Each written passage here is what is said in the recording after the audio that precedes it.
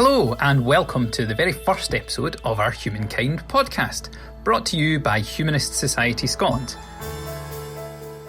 I'm Fraser Sutherland, I'm the Chief Executive, and I'm your podcast host for today. We want to use this podcast to give you a little taste of the work that we do, the issues that we care about, our projects and campaigns, our people, and what humanism looks like in Scotland today. To start off, we have Humanist Society Scotland celebrant John Howison, and he gives us his thought for the podcast. As well as being a registered celebrant, John is a final year PhD student at Somerset at the University of Highlands and Islands. He is focusing on 19th century Gaelic township poetry, and he delivered the very first Time for Reflection in Gaelic at the Holyrood Parliament in June 2019.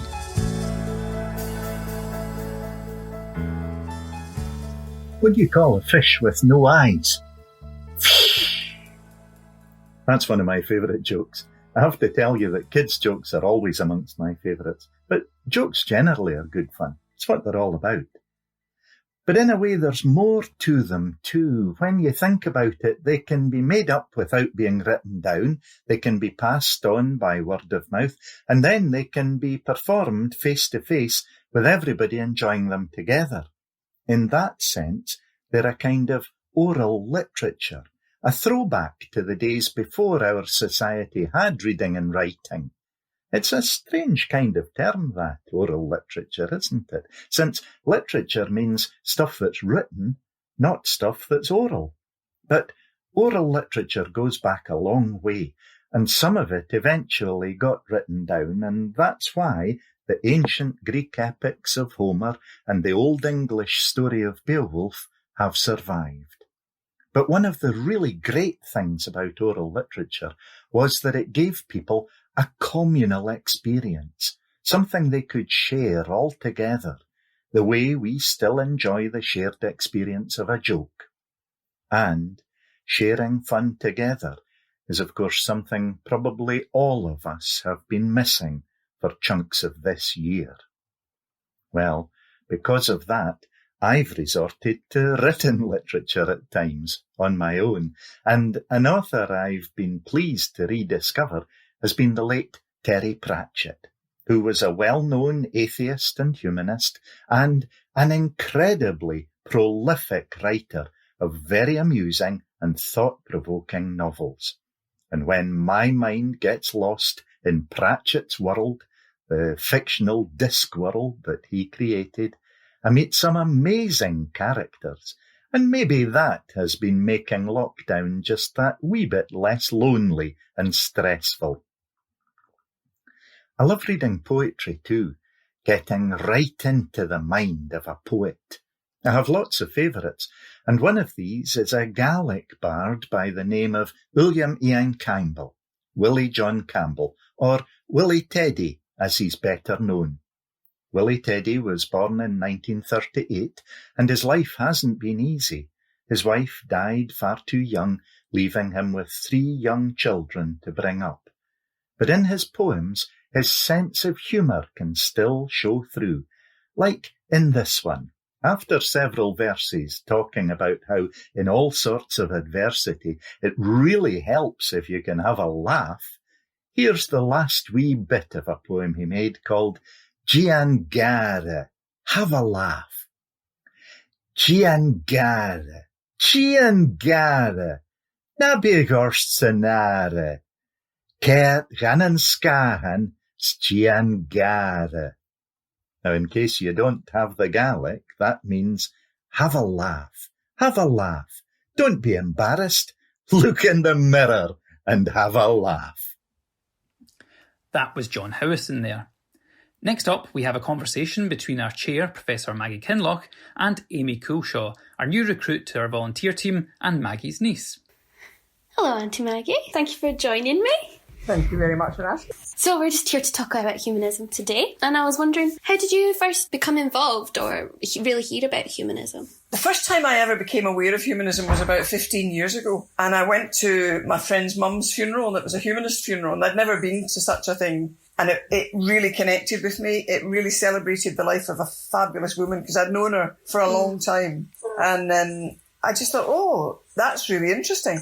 So then when I went home, I started to look at ways of finding out more about this thing called humanism, and I did a bit of reading. And then over the years, I started to realise that actually everything that was humanist was how I thought. And I suddenly realised that over all the years when I've, explored different kind of belief systems and stuff, and nothing had quite connected, suddenly I realised that's what I was. I was a humanist.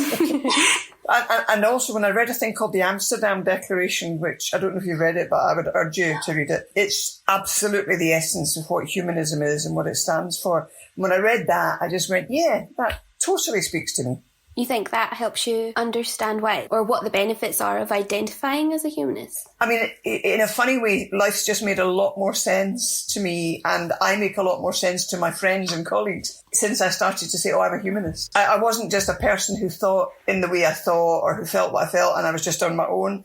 I realised that there are an awful lot of other people all over the world that think this way, and that don't believe in a God, and yet we believe in many things that people who believe in a God would believe in. We just don't believe in a supernatural being who controls our life. We believe that we are responsible for our life and for our actions. And being able to realise that I'm part of that global community has been fantastic. It's really helped me make sense of an awful lot of stuff.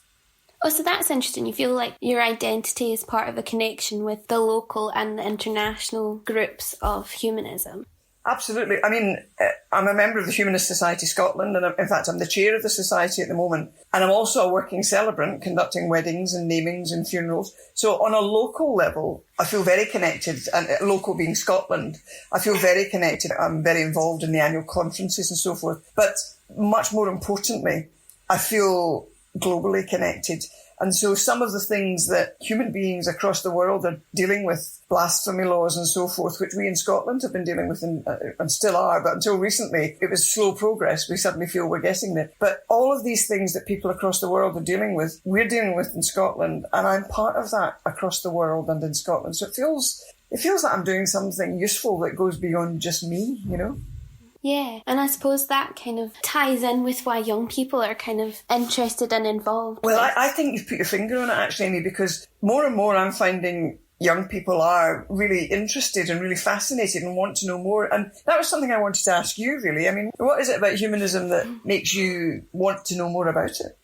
I think that there's an inherent morality in humanism which opens conversations about what it means to have a core belief in a system that's advocating, what is it? Advocating human rights. And I get that, actually, because there's something about the way the world and orthodox systems work that don't like to be agitated against. They don't like to be disrupted.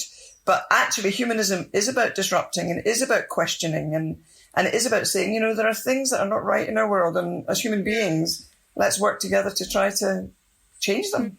Do you think that's what you've learned as being a celebrant and the chair of the Humanist Society Scotland? Or partly, in every single moment that I'm involved as a celebrant, I learn so much from human beings. And by being chair of the society, of course, I'm very involved in the strategic thinking, and we're planning, for example, a major international conference in 2022, which we will lead, and it will be held in Glasgow, and we're doing in collaboration with other organisations. And realising that we have that responsibility as individuals and as the Scottish society to play our part globally and to bring the world here, to Scotland and say, look, this is how we think, and let's all talk to each other and learn how you think and how you've addressed some of these things in your own countries. So yeah, it's a marvellous opportunity to learn just by being engaged with Humanist Society Scotland.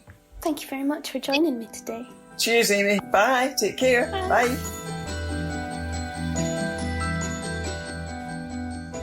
Thanks to Amy Coulshaw and Maggie Kinloch for that nice personal reflection there. Moving on from thoughts to facts, Brian Ego of the Glasgow Skeptics group explains to us why we aren't going to catch coronavirus from our 5G phones. Today, I'm going to be talking about the dangers of 5G. Are you sitting comfortably? Then let's begin. In 1889, the first wave of Russian flu worked its way around the world, killing over 1 million people.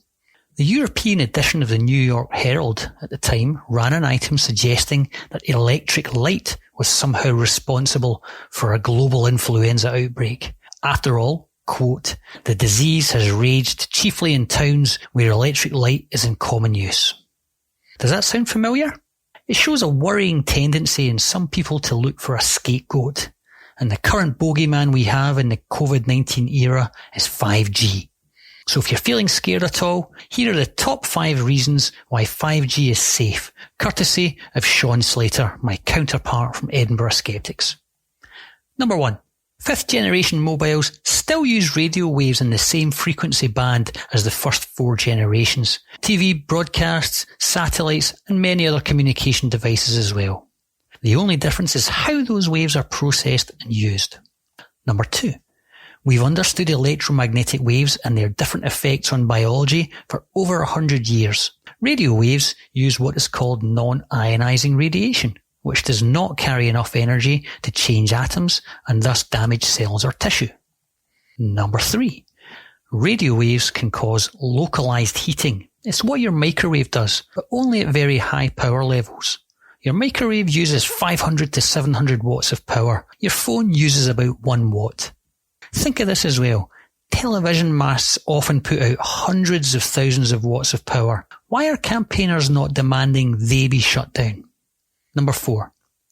5G is as much about marketing as it is about technology. The tech has been advancing constantly, step by step for 30 years, and is conveniently broken down into generations. Though there are specific tech advances at each point, they come as much from the increase in computing power as much as anything else. Number 5. New techniques are planned to increase coverage and to use slightly higher frequency radio waves, but still well within safety levels. More masts are needed simply because the power output is so low, the signal is too weak to travel any significant distance. Thanks for that, Sean. So, there's really nothing to be scared of, particularly when you compare it to other things. For example, the amount of energy we get from the sun in the form of electromagnetic waves is thousands of times more powerful than any exposure we get from 5G and is actually dangerous. So when conspiracy theorists ask what demonstrates 5G is safe, they are being disingenuous. 5G is not a single thing. There's a lot to be scared about right now, but 5G isn't one of them. Stay safe and stay sceptical. Thanks to Brian for giving us the facts there. Humanism is a worldwide movement, so we asked Chief Executive of Humanist International, Gary Mcclelland, to share his thoughts on the importance of Humanist Society Scotland's contribution to international work. Hello, my name is Gary Mcclelland and I'm the Chief Executive of Humanist International. Before I started this role, I worked for Humanist Society Scotland for 3 years. It was an amazing time during which a great deal was achieved. We appealed against the Scottish Government's guidance on religious observance and has celebrated 10 years of humanist ceremonies. During my time with Humanist Society Scotland, I attended the Humanist International General Assembly. That was a really amazing experience for me to hear from the staff of Humanist International and to learn that, for example, humanists were represented at the United Nations, and also to meet other humanists from around the world. It was at this General Assembly that the first Latin American and Asian board members were appointed in order to make the board more representative of the global humanist community. So it was a really eye-opening experience to see the global depth and span of humanism, not just Scotland and the UK. When I was appointed the Chief Executive of Humanist International, I really couldn't believe my luck. It's been a really rewarding experience to be part of the work that Humanist International does. We're a very small team, but the work that we do and what we achieve, I think, is really incredible. We rely very heavily on our members, such as Humanist Society Scotland, to help us achieve a lot of these things. Humanist Society Scotland has been for a very long time a valued member of Humanist International. As many of you know, Humanist Society Scotland is a world leader in humanist ceremonies and very much envied across Europe and North America for its amazing ability to spread humanism through these personalised, touching, moving ceremonies that reach into the lives of a big chunk of the Scottish population. Working with Humanist Society Scotland on the international stage on issues like blasphemy has been really useful for us. Thanks to some amazing campaign work, Scotland has just announced that it will repeal its blasphemy law. This goes a massive way to support the repeal of blasphemy laws around the world, and especially in countries where blasphemy is not just a dead letter offence or a paper law. In some of these countries, the blasphemy laws are upheld in such a way that people are imprisoned and sometimes even killed. Such as in the case of Mubarak Bala, the president of the Humanist Association of Nigeria, who is currently being detained in relation to accusations of blasphemy. Mubarak was originally detained in 2014 at the behest of his family for being an atheist and placed against his will in a psychiatric facility. At that time, we worked with other humanist organisations across the world to lead an international campaign to raise awareness of his situation and really shine a spotlight on an extrajudicial detainment of somebody who had not committed a crime. Thankfully, in 2014, he was released later on in the year. Lately, we've seen a spate of targeted violence and intimidation against the humanist community in Nigeria. Last month, Mubarak was detained again by plainclothes police officers at his home in Kaduna. We believe that he has been taken north to Kano, which is a deeply conservative part of Nigeria with a large influence of Islamist extremists.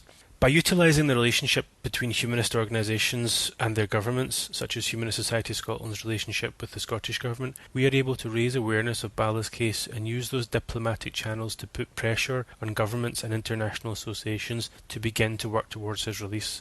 It's really important that we are cautious about the information that we share in order to protect those relationships and to protect Mubarak. But what I can say is that we were very quickly able to understand the situation thanks to our contacts on the ground and to begin briefing the relevant authorities with up-to-date information. And it's because of the work and the connections with organisations like Humanist Society Scotland that makes this possible. I want to thank Humanist Society Scotland and all of its members for being a very valued part of the international community. You should know that by being a member of Humanist Society Scotland, you're doing an amazing amount of work, not just in Scotland, but to support humanist activities and causes around the world.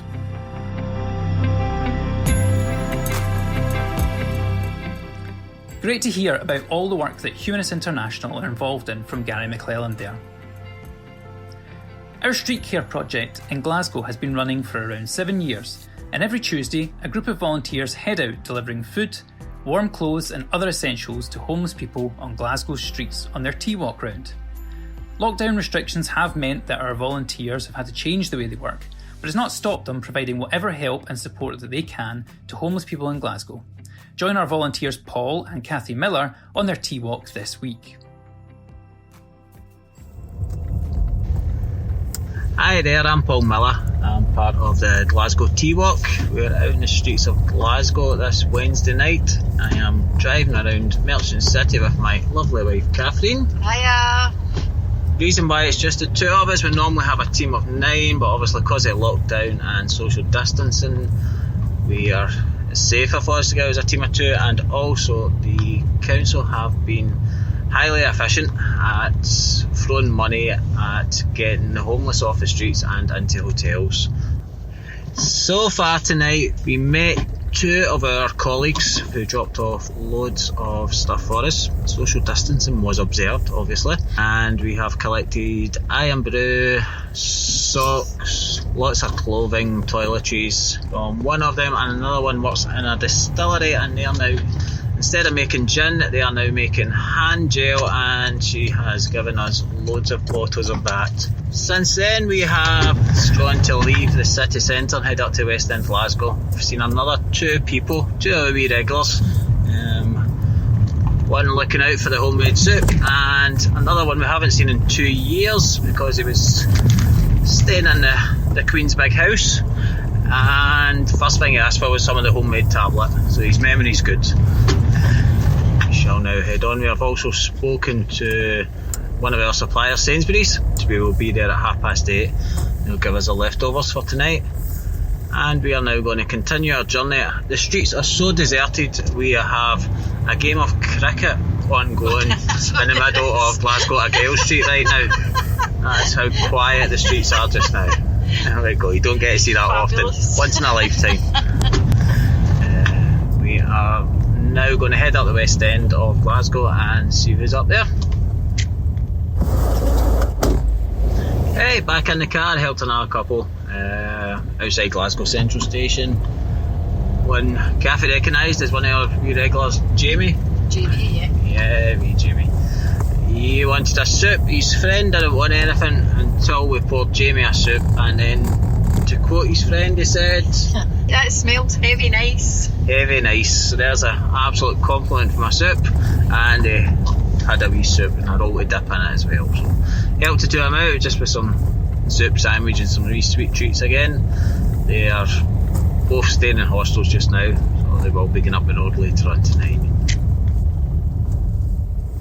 Hey, that's us over the West End of Glasgow just now. We've covered Great Western Road and we are just on Byers Road.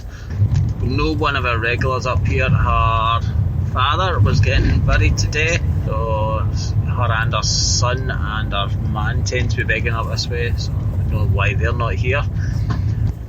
We are now going to head along Finnieston end of Glasgow, drive back towards Sainsbury's, do our pick up, and then we'll head to the shelter drop off.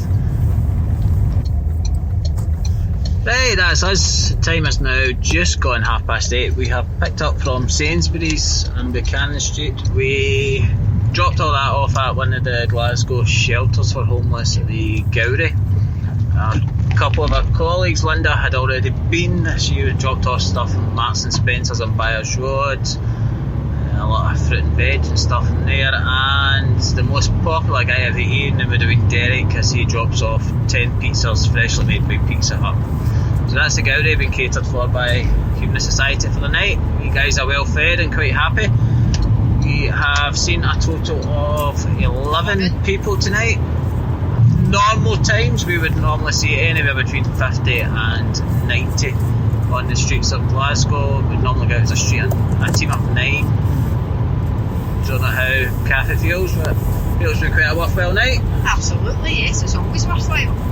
We are now heading home and going to chill for the evening. Right, bye now. I'd just like to take a moment here to say how much we appreciate the work of Paul, Kathy and all our other street care volunteers across all the projects in Glasgow, Edinburgh and Stirling. They turn up every week, whatever the weather, and they do everything they can to give people dignity in difficult times. If you would like to volunteer or support our street care projects in any of these places, you can find out more information on our website at www.humanism.scot/streetcare.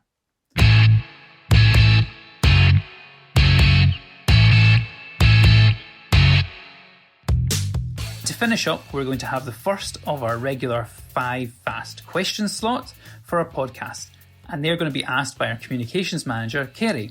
And we will feature a different person associated with the Humanist Society in each podcast. And first up, it's myself.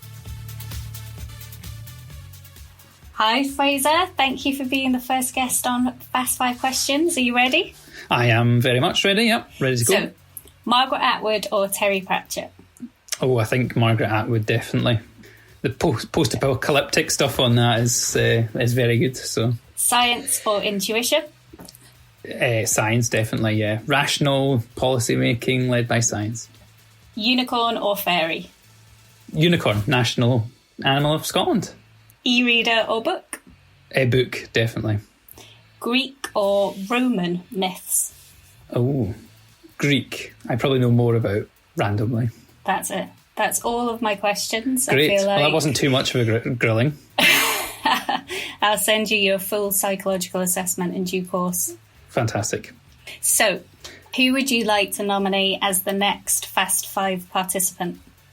Okay, I'm going to nominate one of our board members, and that's Jim Chalmers. And any particular reason why you chose Jim?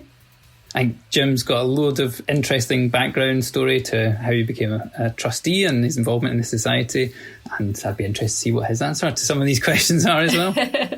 Excellent. So I look forward to speaking to Jim the next time, and thank you, Fraser.